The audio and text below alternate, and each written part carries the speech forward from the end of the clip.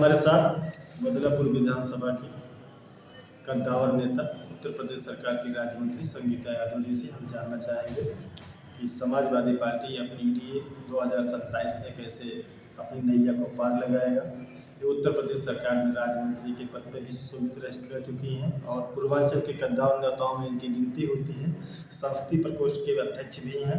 इन्होंने पार्टी के लिए लंबा अपना जीवन दिया है, लंबा संघर्ष किया है और बदलापुर विधानसभा में बराबर अनवरत ये लड़ाई लड़ रहे हैं गरीबों की, मजलूमों की, और सबके यहाँ आना जाना, सुख दुख में शिरकत करना इनकी अपनी एक शौक सी बन गई है। राजनीति में इन्होंने काफ़ी बुलंदियों पे जाने का प्रयास किया, लेकिन पारिवारिक कारणों से अभी तक उस पद पे सुशोभित नहीं हो पाई हैं। आज हम इनसे ये जानना चाहेंगे अपने चैनल के माध्यम से, यूपी की आवाज़ के माध्यम से, कि उत्तर प्रदेश में समाजवादी पार्टी 2027 में कैसे वापसी करेगी। अब आपको सीधे हम जुड़वाते हैं उत्तर प्रदेश सरकार की राज्य मंत्री संगीता यादव जी से। आपका बहुत बहुत स्वागत मंत्री जी। आप बताएं मुझे कि उत्तर प्रदेश में 2027 के विधानसभा चुनाव में समाजवादी पार्टी कैसे वापसी करेगी। देखिए, उत्तर प्रदेश की जनता ने तो बीते लोकसभा चुनाव में वर्तमान जो सरकार चल रही है उसको जवाब दे दिया है और बहुत सारे मुद्दे हैं जिन पे सरकार फेल रही है, चाहे वो नौकरी का मुद्दा हो, चाहे वो शिक्षा का मुद्दा हो, चाहे वो ये गरीबी दूर करने का, महंगाई दूर करने का, तमाम ऐसे उन्होंने वादे किए थे जिस पे वो खरे नहीं उतरे हैं और जनता इनसे परेशान हो चुकी है। बस वो इंतज़ार कर रही है कि किसी तरीके से हमको फिर से मौका मिले तो वो सरकार बदलने का काम करेगी जनता। और हम लोग गरीबों के मुद्दों को लेके जो रोजगार के उन्होंने वादे किए थे, आज बेरोजगारी चरम पर है और सरकार उस पर ध्यान नहीं दे रही है। 2 करोड़ रोजगार की बात करती है, मुझे लगता है 2 लाख भी अब तक रोजगार नहीं दिए होंगे। तमाम ऐसी बात है। विद्यार्थी परीक्षा देते हैं, परीक्षा रद्द कराने का काम ये सरकार करती है और फर्जी का जब बहुत बवाल होगा, नौकरी की मांग होगी तो ये एक वैकेंसी निकालते हैं, फिर उसको किसी तरीके से पेपर लीक करा के और उस नौकरी को वैकेंसी को रद्द करने का काम करते हैं। माननीय मंत्री जी, आप उत्तर प्रदेश सरकार में राज्य मंत्री दर्जे को सुशोभित किया, 5 साल आप राज्य मंत्री रहे। आपकी भी सरकार में बड़े बड़े दावे किए गए, बड़ी बड़ी बातें की गई, मजलूमों के लिए, गरीबों के लिए, किसानों के लिए। आपकी भी सरकार में परीक्षाएं लीक होती थी।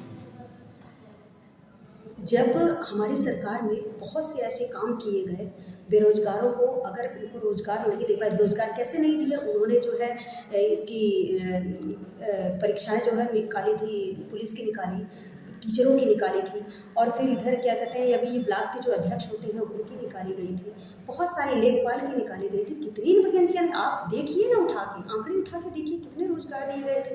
और रही बात महंगाई दूर करने के लिए ये सरकार जो आई थी उस मुद्दों को फेल रही है। माननीय मंत्री जी, आप उत्तर प्रदेश में अनवरत राष्ट्रीय नेतृत्व के दिशा निर्देश पे आप काम करते हैं और राष्ट्रीय नेतृत्व आप पे भरोसा भी करता है। क्या वजह रही कि आप लोग 2 बार चुनाव उत्तर प्रदेश में हार गए? देखिए, हम लोग चुनाव हारे नहीं, जनता ने हमें जिताया था। ये बेईमानी से चुनाव जीते हैं, आप लोग भी जानते हैं कि किस तरीके का इनका नाटक शुरू हो जाता है। जब चुनाव आता है तो बंदूक के नोक पे अभी ये बीतेगत जो 22 इलेक्शन हुए हैं उसमें पुलिस के द्वारा जो वोटरों को धमकाया जा रहा था कि अगर वोट देने गए तो आपको मार दिया जाएगा, ऐसी प्रक्रिया होती है। और फिर अगर किसी कारण से वो अपने मंसूबों में फेल होते थे तो वो काउंटिंग के दौरान इतनी धांधली इन्होंने करी है कि जिसका सबको पता है। अभी आने वाले चुनाव में मंत्री जी, आप ये बताएं हमें, क्या विकास पे धर्म हावी?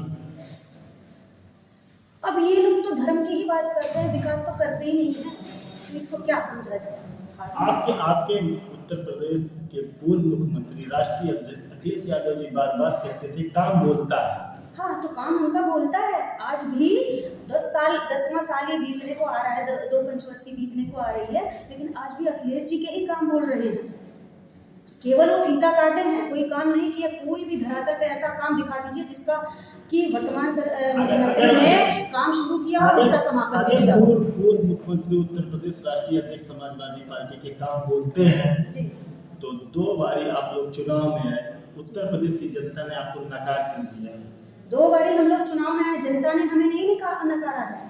हमें ये बेईमान लोगों ने जो है इसको फर्जी तरीके से रिकाउंटिंग करा के जबरदस्ती हमारे कैंडिडेट्स को हरवाया गया है। ये आप भी जानते हैं, 65 सीटें हमारी विधानसभा की इन लोगों ने जबरदस्ती हरवाई है। एक आरोप आपकी पार्टी पे लगता है जी, एक जात विशेष की पार्टी, एक धर्म विशेष की पार्टी जी। बन के रह गई है। इससे कैसे अपनी पार्टी को आप उभार पाएंगे?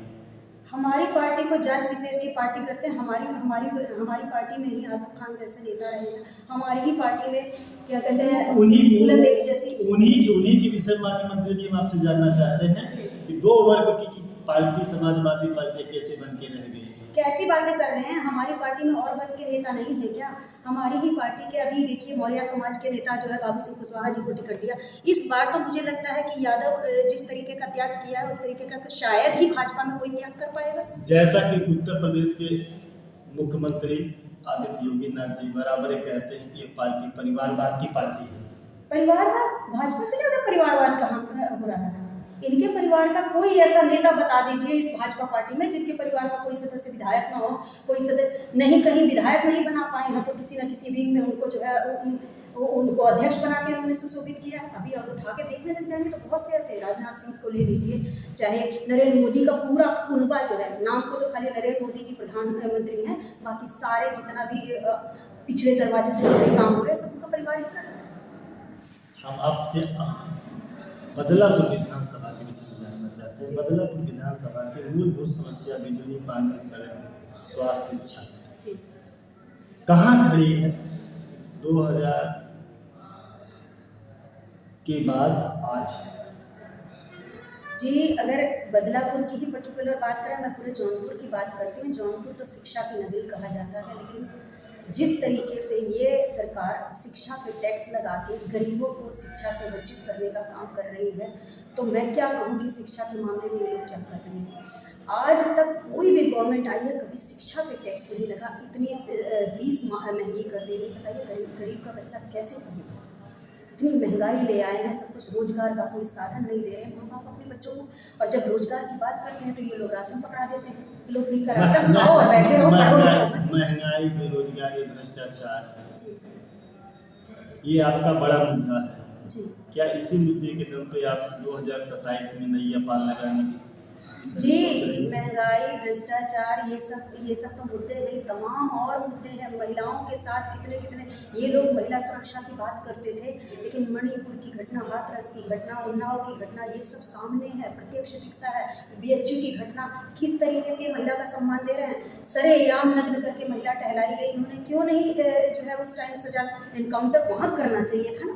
आप भी तो उत्तर प्रदेश की पूर्व राज्य मंत्री रही, आप भी तो महिलाओं का नेतृत्व करती हैं, आप संस्कृति विभाग के अध्यक्ष भी हैं, तो आपने अपने स्तर से अब तक इन मुद्दों को उठाने का कहाँ प्रयास किया? सड़क से लेकर सदन तक कहाँ आपने संघर्ष किया? इसको जरा बताने का। जहाँ भी महिलाओं की ऐसी इस तरह की कोई समस्या होती है मैं पहुँचती हूँ। और अभी बीते गत बिंद समाज की महिलाओं पर पुलिस प्रशासन ने जाके रात में मारपीट करी थी, जिसके तहत मैं उनके परिवार से जाके मिली और उनके साथ जाके CO से मिल के सारी बात, उनकी समस्या का, उनकी FIR तक दर्ज नहीं हो रही थी, मैंने जाके CO से बात करी और उनकी FIR दर्ज कराई, उनको न्याय दिलाने का काम किया। तो ऐसे कई मुद्दे ऐसे आते हैं, ये आप चाहे तो उसको उठा के देख लेंगे तो ये आपके अखबार में छापा भी था। माननीय मंत्री जी, हम आपसे ये जानना चाहते हैं, जिस विधानसभा से आप इस समय अपना प्रतिनिधित्व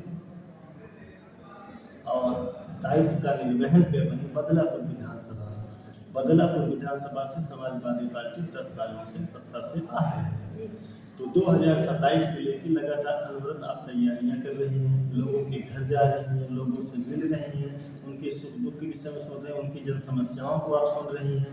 आपको क्या लग रहा है, जनता का मूड क्या है 2027 को लेकर? जनता परिवर्तन चाहती है, जनता सरकार से रूठ चुकी है।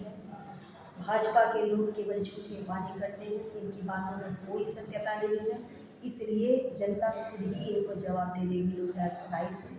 और हम लोग उनके बीच में जाके उनकी समस्याओं को सुनने का काम करेंगे।